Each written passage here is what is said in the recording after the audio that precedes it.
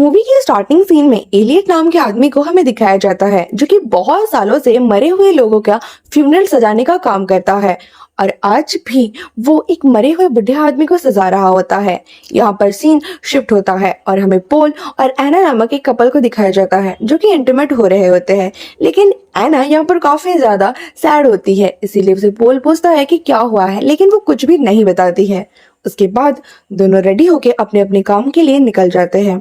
पोल यहाँ पर एक लॉयर होता है और एना यहाँ पर एक स्कूल टीचर होती है। जब एना स्कूल में होती है तो कुछ बच्चे एक छोटे से बच्चे जैक को परेशान कर रहे होते हैं, तो एना उधर जाके उन सारे बच्चों को भगाती है। यहाँ पर जैक और एना बात करते हैं। जैक उसे ये बोलता है कि यहाँ पर एक चिकन है जो कि मर चुका है, लेकिन एना उसे हाथ में लेके बोलती है कि ये मरा नहीं है, ये बस डर गया है। बाद एना इधर से क्लास में बच्चों को पढ़ाने के लिए चली जाती है, बट वो काफी ज्यादा परेशान दिखती है हमें और वो काफी सहमी सहमी भी रहती है, इसीलिए वो कुछ पिल्स लेती है। उसके बाद वो अपने पियानो टीचर के फ्यूनरल में चली जाती है, बट वहाँ पर स्कूल के लाइट अचानक से फ्लिकर होने लगते हैं, जिसे देख के एना काफी ज्यादा डर जाती है। लेकिन उधर जैक आ जाता है और लाइट्स को ऑन कर देता है। जैक को देख के एना काफी ज्यादा खुश होती है और उसके साथ वो अपने घर जाती है और वहां से वो अपने पियानो टीचर के फ्यूनरल पे जाती है। यहाँ पर वो पियानो टीचर कोई और नहीं था बल्कि वही बुढ़ा आदमी था जिसको हम मूवी के स्टार्टिंग सीन में देखे थे। एना उसके टीचर को देखने जाती है तो उन्हें ऐसा लगता है कि जैसे उनका होठ मूव कर रहा है, बट इसे देख के वो काफी ज्यादा डर जाती है और इसको खुद का वहम मान के वो उधर से चली जाती है। उससे जाते हुए एलियट काफी दूर से बहुत अजीब तरीके से देख रहा होता है। सीन में एना एंड उसका बॉयफ्रेंड एक डिनर डेट पे गए हुए होते हैं, जहां पर पोल उसे ये बताता है कि उसके जो कंपनी है उसको वो कहीं दूर जाने के लिए भेज रहे हैं।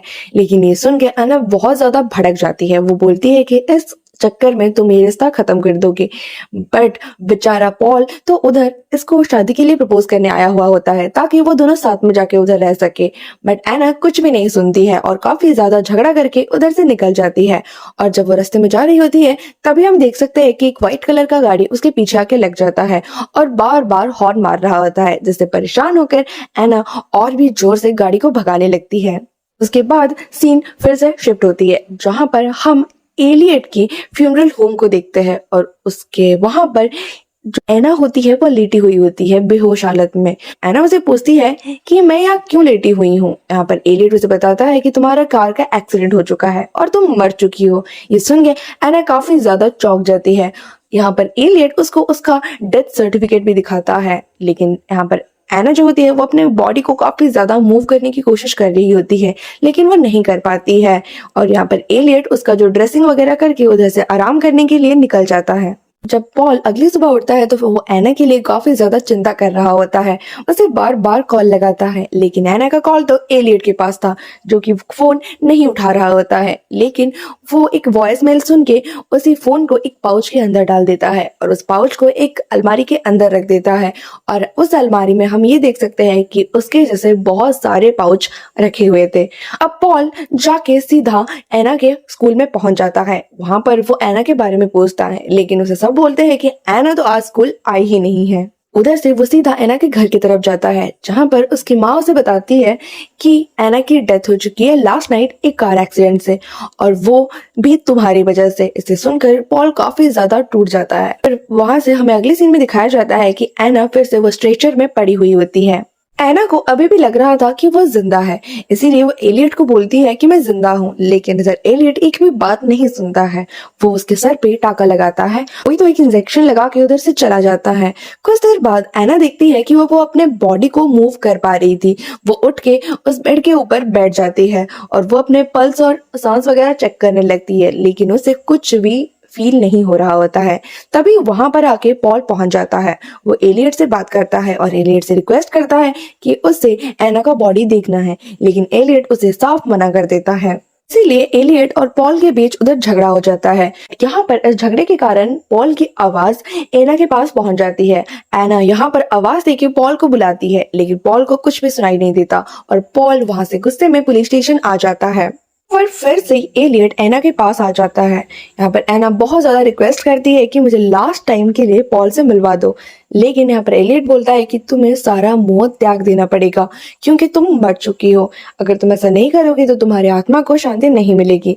दूसरी तरफ पॉल जाके अपने ऑफिसर दोस्त को रिक्वेस्ट करता है कि उसे एक बार एना को देखना है, लेकिन उसका दोस्त बोलता है कि तुम उससे रिलेटेड नहीं हो, तुम उसके रिलेटिव नहीं हो या फिर परिवार वाले नहीं हो, इसीलिए तुम उनसे नहीं मिल सकते, ये रूल नहीं है, इसीलिए तुम्हें फ्यूनरल तक ही वेट करना पड़ेगा। यहाँ पर एना एलियट को पूछती है कि अगर मैं जिंदा नहीं हूँ तो तुम मुझे देख कैसे सकते हो, मेरे से बात कैसे कर रहे हो। यहाँ पर एलियट बताता है कि मेरे पास एक स्पेशल पावर है जिसके चलते मैं मरे हुए लोगों को देख सकता हूँ और उनसे बात कर सकता हूँ। वैसे भी तो जब तुम जिंदा थी तुम अपनी लाइफ से कुछ ज्यादा खुश नहीं थी, तो अब जब तुम मर चुकी हो तो तुम्हें वापस क्यों जिंदा होना है। ये सुन के एना काफी ज्यादा टूट जाती है क्योंकि सच में उसने कभी भी जीते जी अपने लाइफ को वैल्यू नहीं किया था और वो चुपचाप उस स्ट्रेचर पे लेट जाती है। तभी एना को लगता है कि उसके सामने कोई है। जब वो आंख खुलती है तो वो देख के डर जाती है क्योंकि उसके सामने एक अजीब सी औरत होती है जिसका लाश उसने थोड़ी देर पहले ही देखा हुआ था। इसे देख के वो काफी ज्यादा डर जाती है। तभी पीछे से एक रूम का दरवाजा खुलता है जिसके अंदर जब एना जाती है तो उसे एक छोटी सी बच्ची का जो गोस्ट होता है, जो स्पिरिट होता है, वो हॉन्ट करती है और वो स्पिरिट कोई और नहीं बल्कि एना के ही बचपन का रूप होता है, जिसे देखकर वो डर जाती है। वो बच्ची उसे ये बोलती है कि तुम अभी मर चुकी हो और जिंदा होने के बारे में सोचो भी मत। अभी एना का आंख खुल जाता है, इसका मतलब ये एक सपना था।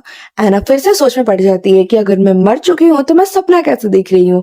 इससे वो काफी ज्यादा गुस्से में आकर उधर की सारी चीजें तोड़फोड़ करने लगती है। तभी अंदर एलियट आ जाता है फ्यूनरल का ड्रेस लेके, जो एना के ही माँ ने भेजा हुआ था। एलियट उसे फिर से समझाता है कि तुम मर चुके हो, ऐसा मत करो। तभी एना उसे अपने बातों में फंसा के उधर से उसके कोट में से इस हवेली का चाबी निकाल लेती है, मतलब इस फ्यूनरल रूम का चाबी निकाल देती है। जब एलियट बाहर जाता है कुछ शॉपिंग करने के लिए, तभी एना यहाँ पर सारी चाबियों से दरवाजा खोल के निकल रही होती है। तभी एलियट को भी पता चल चुका है कि एना ने किया है, इसीलिए वो वापस आ जाता है। तभी एना ये जान के एक रूम में घुस जाती है जहाँ पर एक फोन रखा हुआ होता है और उधर से वो पोल को कॉल लगाती है जहाँ पर उसका बॉयफ्रेंड कॉल तो उठाता है, जिसको एना की आवाज साफ साफ आ रही होती है। यहाँ पर एना उसे बार बार बोल रही होती है कि मैं जिंदा हूँ, मुझे इस फ्यूनरल होम से बचा लो, बट उसके बॉयफ्रेंड को ये लग रहा था कि शायद कोई इधर मजाक कर रहा है, इसीलिए वो फोन काट देता है। तब तक उस रूम में एलियट आ जाता है। वो एना को लास्ट टाइम के लिए यकीन दिलाता है कि वो सही में मर चुका है, इसीलिए वो एना को लाके एक मिरर के सामने खड़ा कर देता है जहाँ पर एना देखती है कि वो एक लाश की तरह दिख रही है, सड़ी हुई, उसकी बॉडी बिल्कुल सफेद पड़ चुकी है। एना ये देख के कहीं ना कहीं मान जाती है कि वो सच में मर चुकी है, इसीलिए वो गहरी सांस छोड़ के सर नीचे करती है। तभी उस सांस का निशान उस मिरर पे पड़ जाता है। इससे पहले कि एना उसको देखे, एलियट इसे साफ कर देता है और ये सब होते हुए दूर से एना का स्टूडेंट जो कि जैक है ये देख लेता है। अगले दिन जो पॉल होता है वो स्कूल में गया हुआ होता है एना का कुछ सामान लाने। उधर जैक उसे देखता है और वो बताता है कि फ्यूनरल होम में एना जिंदा है और उसने उसे रेड ड्रेस में देखा है। पॉल उसे बच्चा समझ के उसकी बातों को इग्नोर कर देता है, लेकिन जैक यहाँ बोलता है कि तुम टीचर से प्यार नहीं करते हो क्योंकि वो सच में जिंदा है। ये सुन के पॉल एक जोर का तमाचा उस बच्चे के मुंह पे लगाता है। सीन में उस फ्यूनरल होम में एक दूसरा लाश आया हुआ होता है, वो किसी और का नहीं, एक पुलिस ऑफिसर के भाई का होता है, इसीलिए वो उस फ्यूनरल के होम के अंदर उसके भाई को देखने के लिए घुसा हुआ होता है। तभी उसे एना की बॉडी में कुछ मूवमेंट महसूस होती है, इसीलिए जब एलियट उधर से जाता है तो वो उसके पल्स चेक करने लगता है, लेकिन उसका पल्स कुछ भी चल नहीं रहा होता है। तब फिर से सीन चेंज होता है। यहाँ पर हमें पॉल को दिखाया जाता है जो कि अपने घर की तरफ आ रहा होता है। रास्ते में उसे एक रेड ड्रेस दिखता है जिसे देख के उसे याद आता है कि उसी दिन एना ने भी ऐसे ही एक रेड ड्रेस पहना हुआ था। तभी उसे फिर से जैक की बात याद आती है और उसके दिमाग में कुछ ना कुछ चलने लगता है कि जैक को कैसे पता चला कि एना उस दिन रेड ड्रेस पहनी हुई थी। पॉल उधर से भाग के उस फ्यूनरल होम की तरफ जाता है और बेसमेंट में खड़ा होकर जोर जोर से एना को आवाज देता है।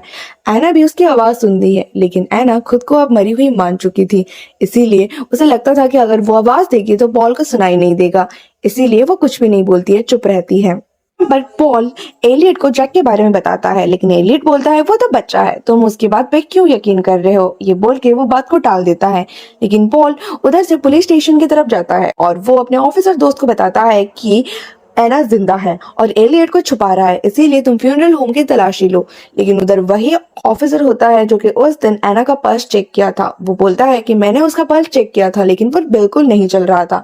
लेकिन पॉल यहाँ पर ये बताता है कि ऐसे भी ड्रग्स मार्केट में है जिसको लगाने से पल्स इतना स्लो हो जाता है कि सामने वाले को पता नहीं चलता कि वो जिंदा है या नहीं। लेकिन उसका ऑफिसर दोस्त एना का डेथ सर्टिफिकेट दिखाता है और वो बताता है कि तुम्हें मानना पड़ेगा कि वो मर चुकी है।